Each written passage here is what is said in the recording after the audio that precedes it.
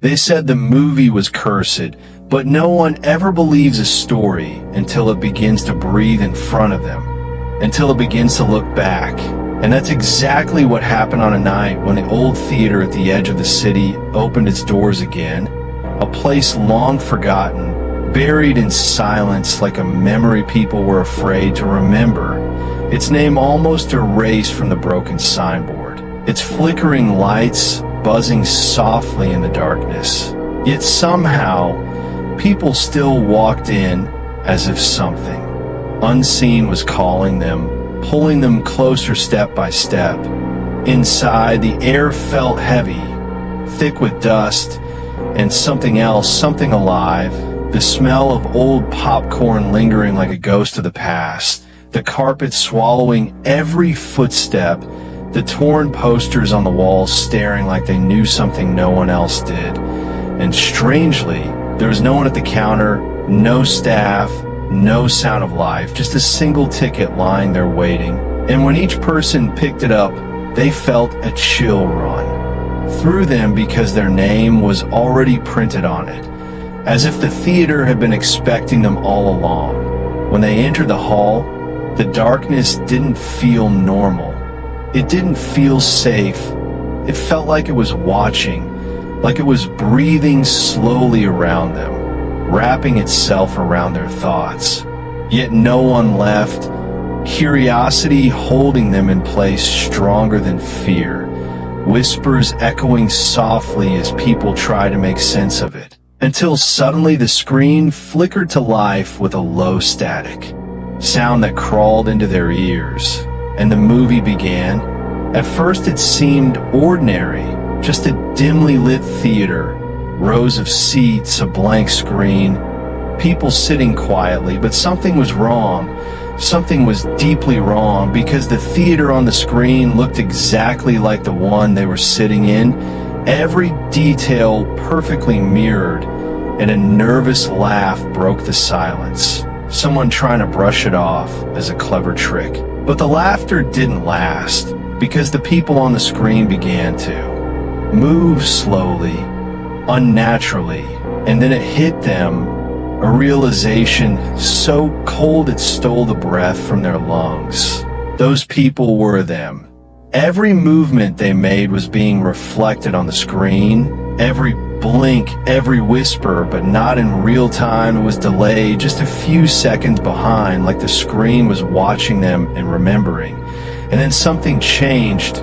One man stood up, his voice shaking as he said he was leaving, that this wasn't right.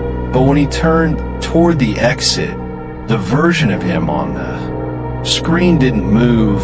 It just sat there, smiling, a wide, unnatural smile that didn't belong to any human face. And the man froze as a silence fell over the entire hall, heavy and suffocating, and slowly, that version of him on the screen turned its head and looked directly outward, not at the audience in the movie, but through the screen itself, as if it could see beyond, as if it could see them. And though no sound came from the speakers, every single person heard the same words inside there.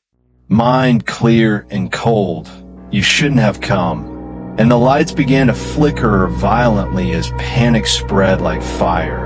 People rushing toward the exits, pulling, pushing, screaming, but the doors refused to open, as if they had been sealed by something far stronger than locks. And behind them the movie continued, uncaring, unstoppable, now showing the theater completely empty except for one thing. A figure standing near the screen, tall, distorted, its shape shifting like a shadow that couldn't decide what it wanted to be, its face never clear, always changing. And as it moved closer in the film, the temperature in the real theater dropped, breath turning into fog, hands trembling uncontrollably, hearts pounding against ribs, and someone whispered what everyone was already thinking, it's coming out. And in that moment the screen began to ripple like water, reality bending, stretching, breaking as something from within started crossing over slowly emerging.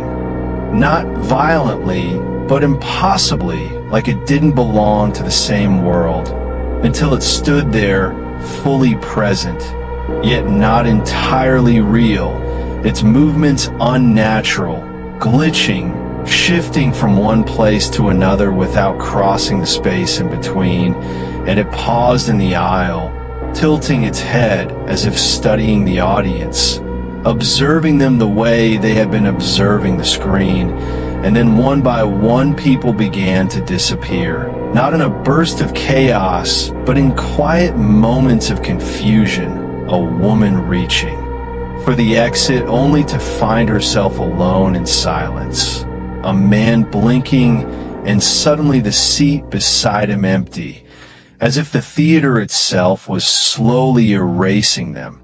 And that's when the realization sank deeper than fear. This wasn't random, it wasn't hunting, it was watching, choosing like an audience, deciding which scene to keep and which to cut. And behind it the screen changed once more, no longer showing the theater, but something far more disturbing, something far more personal. It showed a room, a screen, a face, your face, the image blurry at first, but slowly becoming clearer, sharper, more real, revealing details that felt impossible, your surroundings, your presence. And then something moved behind you, something subtle, almost unnoticeable, a shift in the shadows that made your chest tighten, because deep down you already knew the truth before the story could say it. The last survivors in the theater understood it too. This was never just a film, never just a ghost. It was something that existed between worlds, between screens, between those who watch and those who are watched. Something that didn't just want attention, but needed a way out. And every person who watched became part of that bridge, a doorway it could pass through. And as the final lights in the theater faded and silence swallowed every last sound, the screen turned black, leaving only a single message: thank you for watching. And the next day, the building stood empty again, abandoned as if nothing had ever happened. But the story didn't end there, because across the city people began to notice strange things, reflections that didn't match, shadows that lingered too long, the quiet feeling of being watched, even incomplete. Silence, because once something crosses over, doesn't simply return, and maybe that's the real reason some stories are never meant to be seen, because the moment you watch them, they begin to watch you back. So tell me, as you sit there right now listening, did you feel something shift in the room? Something just out of sight? Because if this story stayed with you, if it made you question the silence around you, then subscribe and write Midnight Call in the comments, because the next story might not just be something you hear, it might be something that finds you.